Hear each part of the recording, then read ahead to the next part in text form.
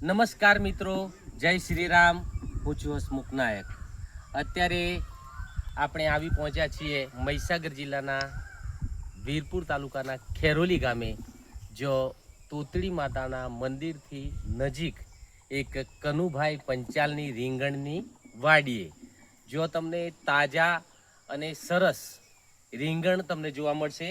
જો તમે આ એક રવૈયા પ્રકારના રીંગણ કહેવાય છે. આ રવૈયા જે રીંગણ જો તમારે તાજા અને પૌષ્ટિક અને એકદમ તાજા રીંગણ જો ખાવા હોય તો એક વખત અવશ્ય કનુભાઈ પંચાલની વાડીની અવશ્ય મુલાકાત લેજો. ત્યાંથી તમને એકદમ તાજા રીંગણ તમને મળશે. તો આપણે જોઈ શકો છો કે અત્યારે રીંગણ વીણવાનું પણ કામ ચાલી રહ્યું છે. તો હાલ કનુભાઈ પણ અત્યારે રીંગણ વીણી રહ્યા છે. કેટલું એમના મુખ ઉપર સ્મિત આવી ગયું છે, કારણ કે એમનો પાક બનીને તૈયાર થઈ ગયો છે અને અત્યારે રીંગણ વેણવાની શરૂઆત થઈ ગઈ છે. અને જો એમણે શરૂઆત પણ કરી દીધી છે આ રવૈયા પ્રકારના રીંગણ. તો આપણે મળીએ ખેડૂત મિત્રો કનુભાઈ પંચાલને, જે આપણને આછી ઝલક આપશે કે એમણે કેટલા સમયથી રીંગણી કરી હતી, રીંગણીની કઈ રીતના ખેતી કરવામાં આવે છે અને હાલ અત્યારે રીંગણનો ભાવ પણ શું છે. તો જય માતાજી કનુભાઈ. તો આપણા દર્શક મિત્રોને તમે બતાવશો, તમે જણાવશો કે આ રીંગણ તમે ક્યારે કર્યા હતા? 3 મહિના થઈ ગયા. તો અત્યારે પાક તૈયાર થઈ ગયો. 40 થી 50 મણ રીંગણ અત્યારે વીણી લીધા છે. અને કોઈને આપણે ખેતી કરવી હોય તો એની થોડી માહિતી આપજો કે કઈ રીતના કરી શકાય. આમાં કેવું છે કે જે છોડ હોય તૈયાર થાય એ વખતે એની કાળજી ફૂલ રાખવી પડે. એને જે તાપ ગરમી એના માટે પાણી સગવડ 2 દિવસથી 4 દિવસે પાણી આવતું રહેવું પડે.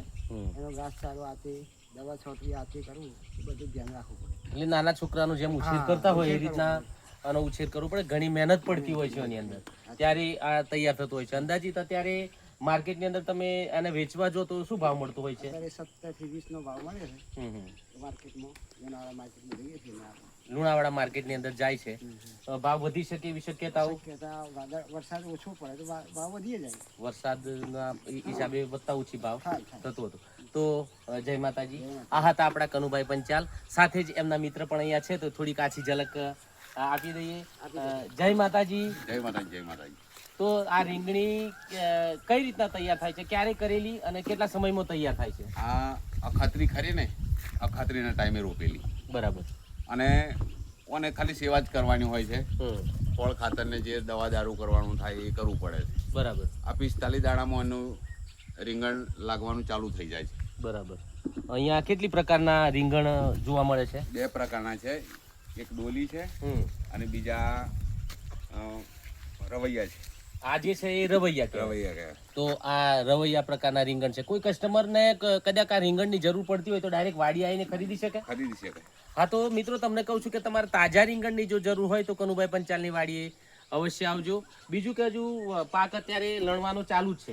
તો કેટલા સમય સુધી હજુ ચાલશે આ ચાલશે? લગભગ 6 થી 8 મહિના સુધી. 6 થી 8 મહિના સુધી રીંગણ અહીંયા અવેલેબલ મળી રહેશે.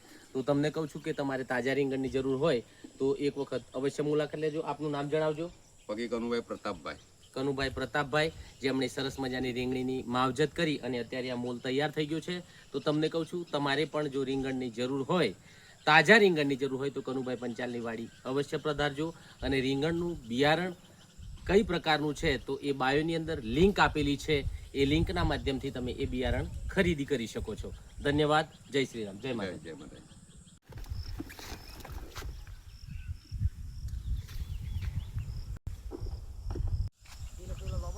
હા, લોબોનો